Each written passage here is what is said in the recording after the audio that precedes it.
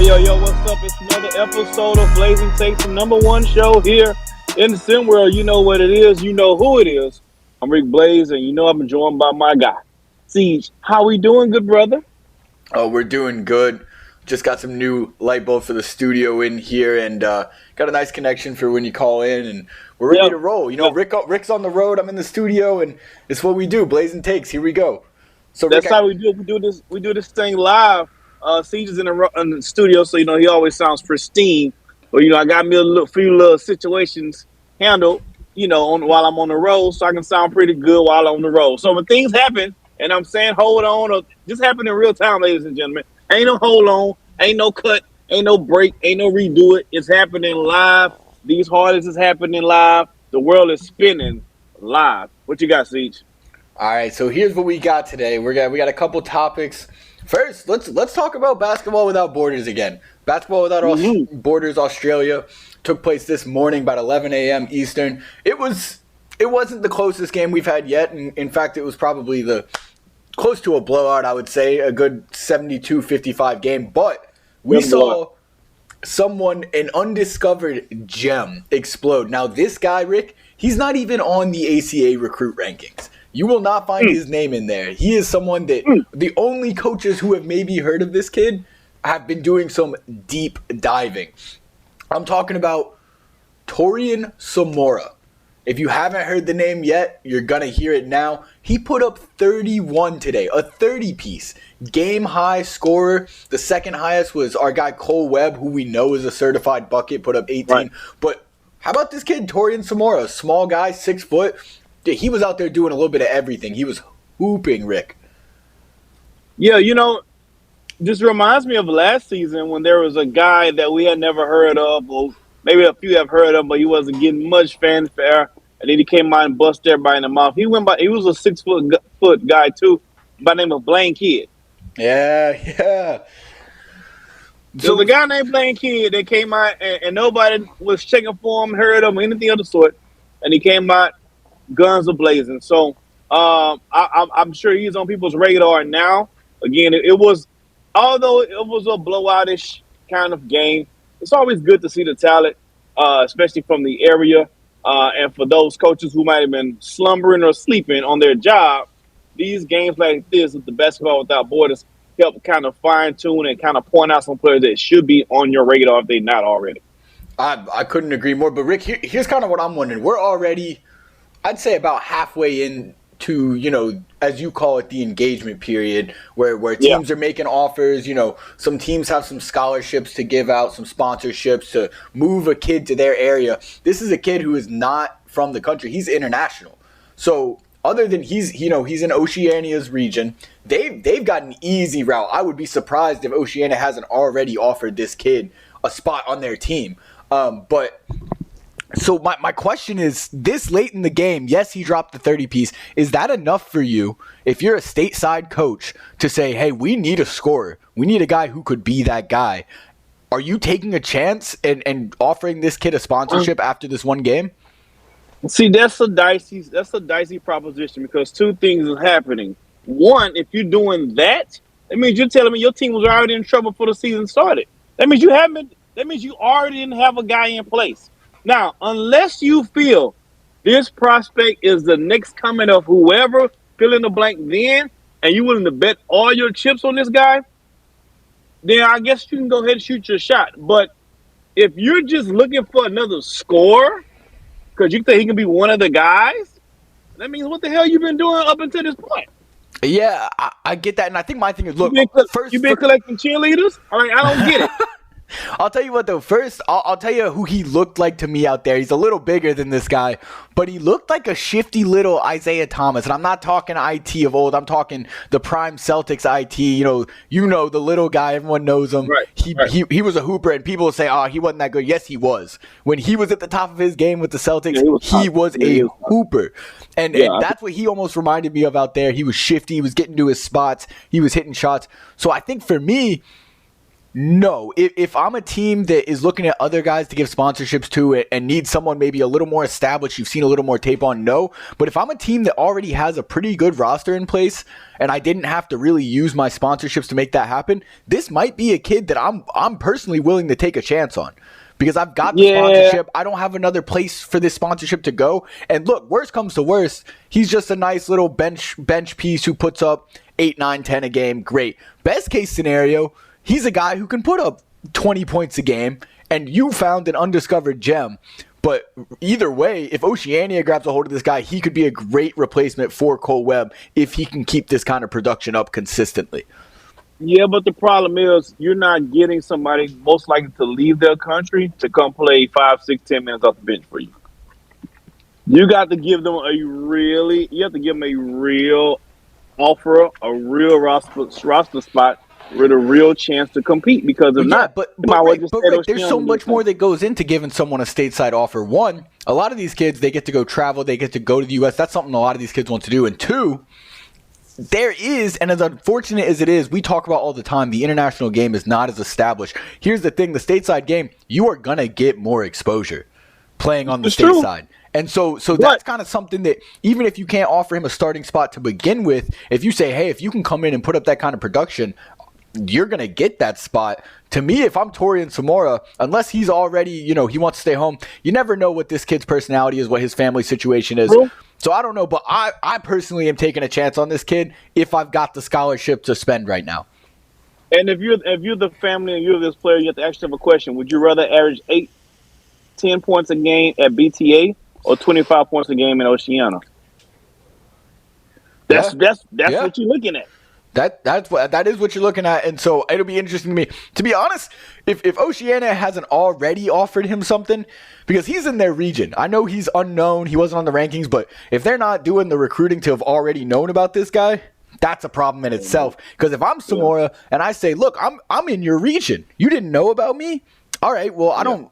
Now you know about me? Yeah, I put myself on the map, but I don't know about that. So hopefully Oceania already knows what this guy is. But I wouldn't be surprised if we see him get 1 or 2 stateside offers after this.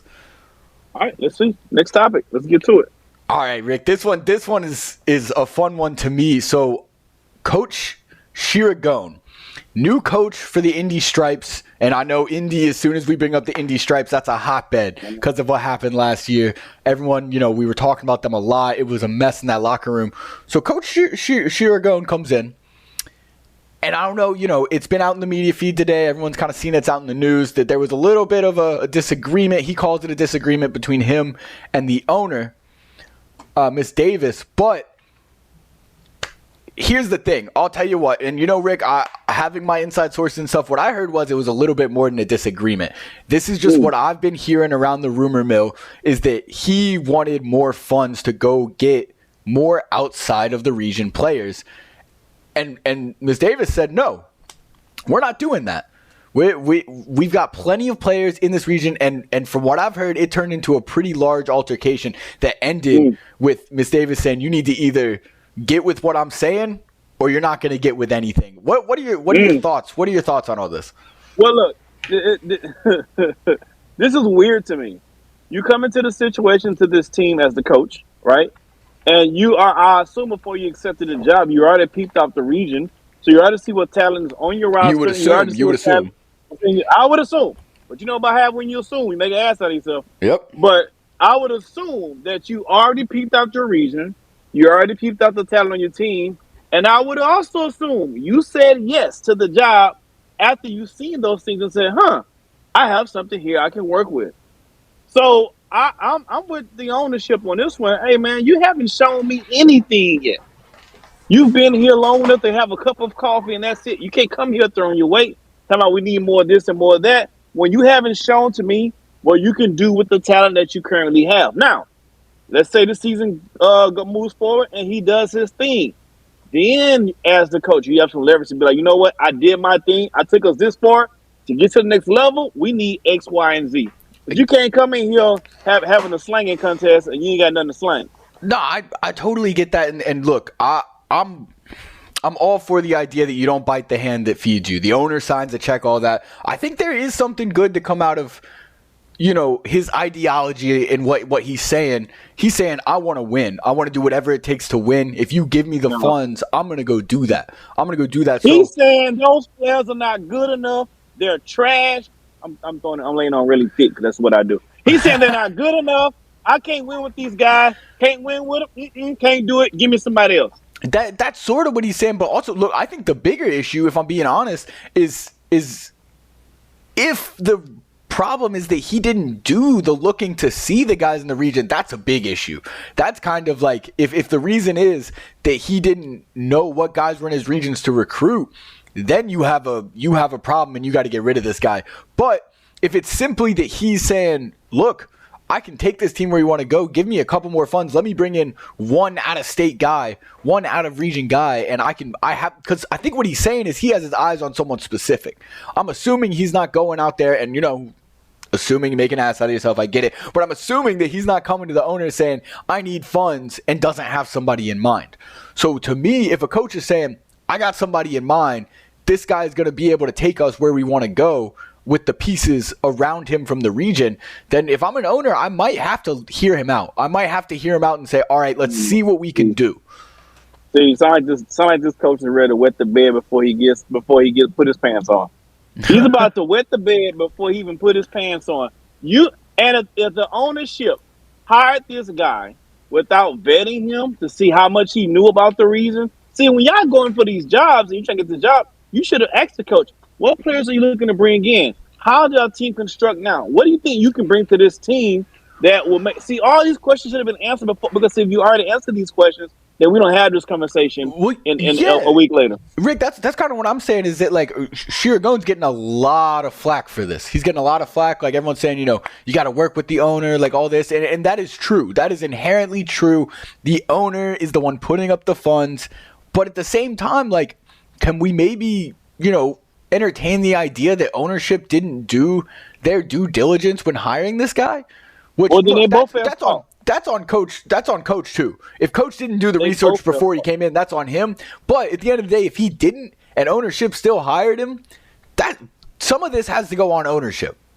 I agree. And if I'm the ownership, one thing I got to say to coaches, can we win a game first? Next topic.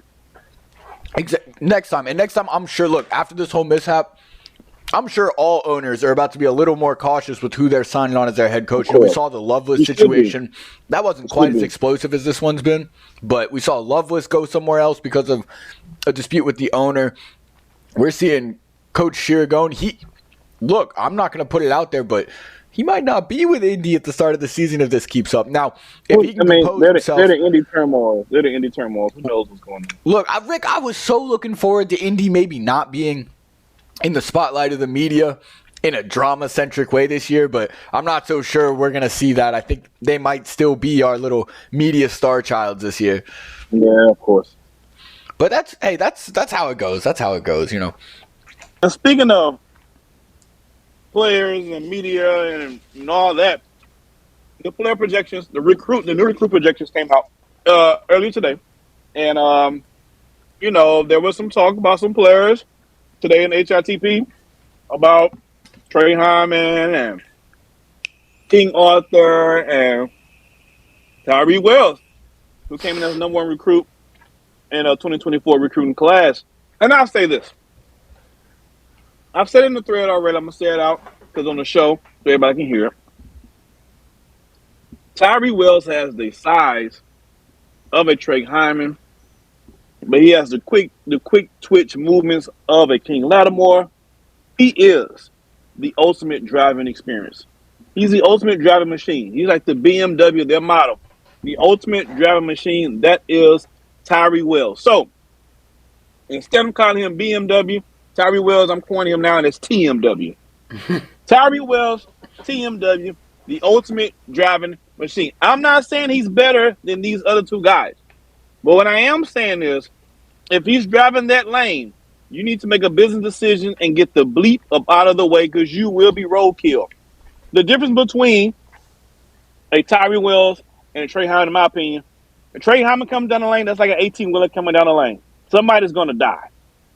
If Tyree Wells is coming down the lane, that's like an 18-wheeler coming down the lane with dynamite in the trailer. everybody's gonna die. What an analogy you got there, Rick.